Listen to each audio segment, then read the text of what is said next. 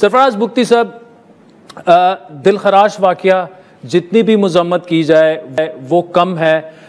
دیکھیں، جو ویسے تو ہم جوانوں کے تابوت تو اٹھا رہے ہیں، لیکن یہ ننھے تابوت جو ہیں وہ ان سے بھاری ہوتے ہیں. عادل، آپ کا بہت شکریہ. یقین کریں کہ بڑے دکھ کے ساتھ اور بڑے درد کے ساتھ میں آپ کو بیان کر رہا ہوں کہ جو دردناک واقعہ ہوا ہے جی، اور جس طریقے سے ان معصوم بچوں کو نشانہ بنایا گیا ہے، اس کی جتنی بھی مذمت کی جائے کم ہے.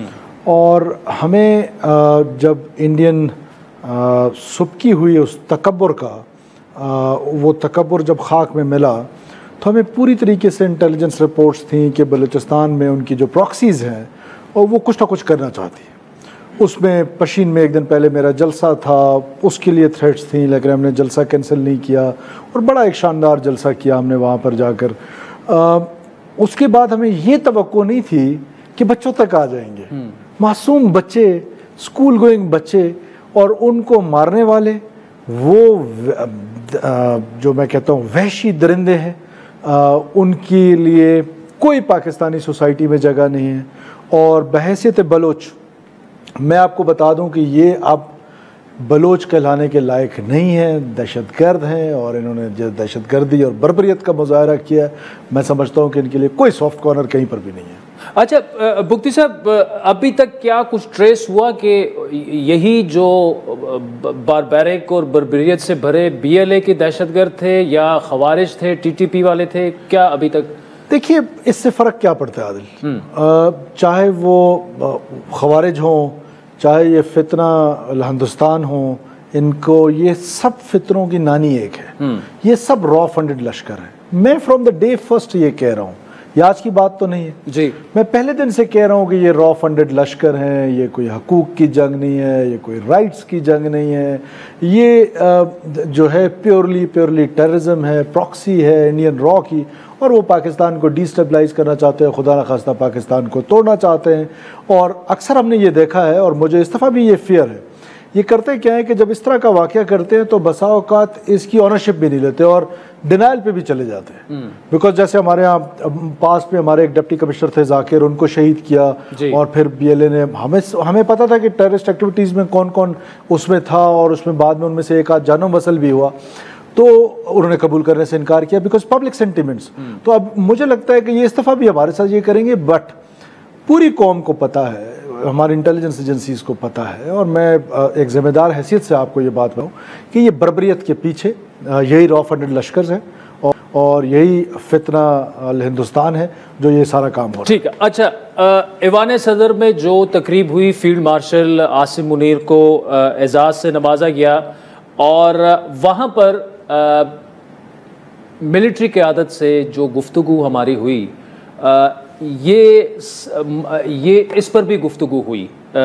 جب پوچھا گیا کہ اب بچوں کو وہ مارنا شروع ہو گئے ہیں، تو جواب یہ ملا قیادت کی جانب سے کہ اس وقت جب ہم بات کر رہے ہیں تو ان کو میزائل ہٹ کر رہے ہوں گے. اس کا مطلب کہ ٹارگیٹڈ جو آپریشن ہے اور وہ ہے، وہ شروع ہو چکا ہے وہاں پر اور ہو رہا ہے. دیکھیے، اسمارٹ کائنیٹک آپریشنز کی بلوچستان میں ضرورت ہے. کوئی لارج اسکیل ملٹری آپریشن کی ضرورت نہیں ہے بیکاز ان کی اتنی کیپیسٹی ہی نہیں ہے. ملٹری تو ہم یوز کرتے اتنی اوقات ہی نہیں ہے. اور میں ان کو بھی یہ پیغام دینا چاہتا ہوں، ذرا عادل اس کو انڈرسٹینڈ کریں اس لڑائی کو، کہ جس کے زور پہ، جس کے ایما پہ یہ لوگ لڑ رہے تھے، اسے اپنی حالت دیکھ لی ہے. تو آج بحیثیت بلوچ آپ نے ایک لاحاصل جنگ میں بلوچ کو ڈال دیا ہے، اور جس سے حاصل کچھ نہیں ہونا ہے سوائے کشت خون کے. جیسے کہ آپ نے ترکیہ میں دیکھا ہے کہ جو کرد تحریک تھی، اس کا انجام کیا ہوا؟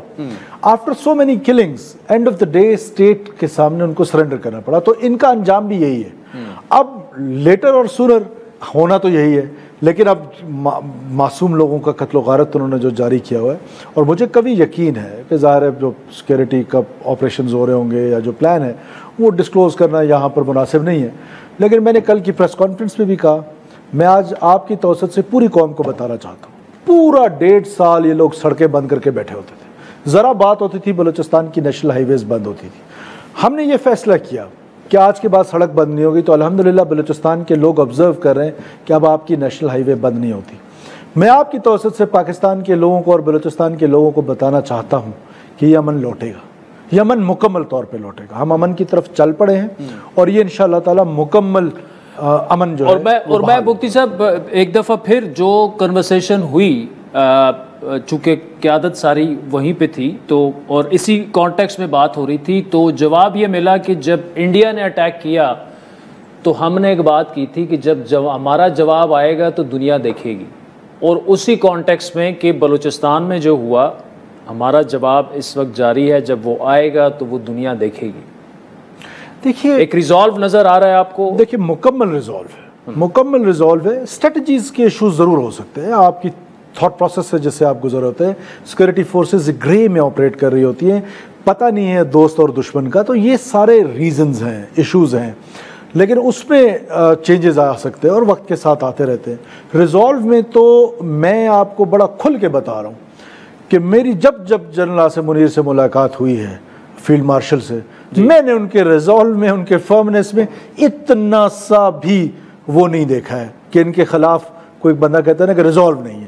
مکمل ریزالو. اور نیچے ٹروپس میں اسی طرح گراؤنڈ لیول پہ اور بچوں تک جب بات آ گئی ہے تو میرا نہیں خیال کہ اب کوئی ریزالو کا ایشو ہے. ہاں یہ ایشو ہمیں فرام دا ڈے فرسٹ آپ سے مراد انٹیلیجنسیا سے، میڈیا سے ایک نا لیجیٹیمیسی دیتے ہیں اس جنگ کو، اس وائلنس کو. کوئی رائٹس کی بات کرتا ہے، کوئی بیٹھے بیٹھے کہتا ہے جو وہ 70 سال سے ریاست نے کیا کیا، ریاست نے کیا 70 سال میں ریاست نے گناہ کر لیے؟ کیا پاکستان کی کریشن اس لیے کی گئی تھی کہ آپ جہاں اگر انڈر ڈیولپ ہوں گے تو وہاں پر وائلنس کریں گے؟ تو کیا جنوبی پنجاب کے لوگ جا کے گجرانوالہ کے لوگ مارنا شروع کر دیں؟ تو یہ انڈر ڈیولپمنٹ، یہ ان پیرلل ڈیولپمنٹ صرف پاکستان کا مسئلہ تھوڑی ہے. لیکن ہم نے کیونکہ اس کو اور اس پروپیگنڈا ٹول کے طور پر ریاست کے خلاف استعمال کیا گیا، قصور آپ کا نہیں ہے. 30 سال تک یہاں پر جو نیریٹو دیا جاتا رہا، پاکستان کی جو خوبصورت سٹوری تھی، there was no story teller. اب جب سٹوری ٹیلنگ شروع ہوئی ہے اور پاکستان کی بات چل رہی ہے، بیانیہ آ رہا ہے، تو اس بیانیے کو الحمدللہ پورا پاکستان آج ریزالو کے ساتھ کھڑا ہے. یہ جو آپ آڈینس کی بات کر رہے ہیں، جو اب آپ جو کام کر رہے ہیں، اور میں اس بات کا مطلب 2-3 جو میرے دوست ابھی کوئٹہ سے ہو کے آئے ہیں، انہوں نے خود مجھے بتایا، میں آج آن ایئر بتا رہا ہوں کہ وہ شاہراہیں جو ہیں رات کو 11:30-12 بجے ایک جگہ سے وہ دوسری جگہ جا رہے تھے. انہوں نے کہا تھا اب وہ والا کوئٹہ نہیں رہا، کیونکہ جیسے ہی انہوں نے مجھے کہا میں کوئٹہ میں ہوں، اور میں نے کہا بھائی ذرا خیال، انہوں نے کہا یار یہ وہ والا کوئٹہ اب رہا نہیں ہے. تو کریڈٹ گوز ٹو یو. لیکن کیا بلوچ جو جوان ہے اس کو یہ ریئلائزیشن ہے، وہ آپ کا یہ والا میسج جو ہے اسے سمجھ میں آ رہی ہے؟ اب دیکھیں یہ کنٹینیوس ایفرٹ ہے. اس کو جس طریقے سے پچھلے کئی سالوں کے ساتھ پلوٹ کیا گیا ہے، پچھلے کئی سالوں میں، اور ڈیفرنٹ سٹوریز کے جھوٹ بول کر اس میں ان پیرلل ڈیولپمنٹ کو ایکسپلائٹ کیا گیا ہے، اس میں ریسورسز کی بات کی گئی ہے، اس کو ایکسپلائٹ کرنے کی بات کی گئی ہے. وہ نوجوان اور پھر بیڈ گورننس کی ایسی ایگزامپل سیٹ ہوئی ہیں فار لاسٹ مینی ایئرز کہ اس کی وجہ سے جو نوجوان ہیں، let me be honest with Pakistani nation, کہ وہ ڈس انٹیگریٹڈ فیل کرتا ہے. اب وہ ڈس انٹیگریٹڈ فیل کرتا ہے، اس کو واپس اپنے پاس لانا ہے. اس کا سلوشن کیا ہے؟ کرپشن روکنی ہے، اور الحمدللہ کرپشن رک رہی ہے. ہم میریٹوکریسی پہ جا رہے ہیں. فرسٹ ٹائم بلوچستان میں میریٹوکریسی پہ ٹرانسفر پوسٹنگ شروع ہو گئی ہے. فرسٹ ٹائم بلوچستان میں جو آپ کا 200 بلین روپیز ہے اس کی اسپینڈنگ شروع ہو گئی ہے.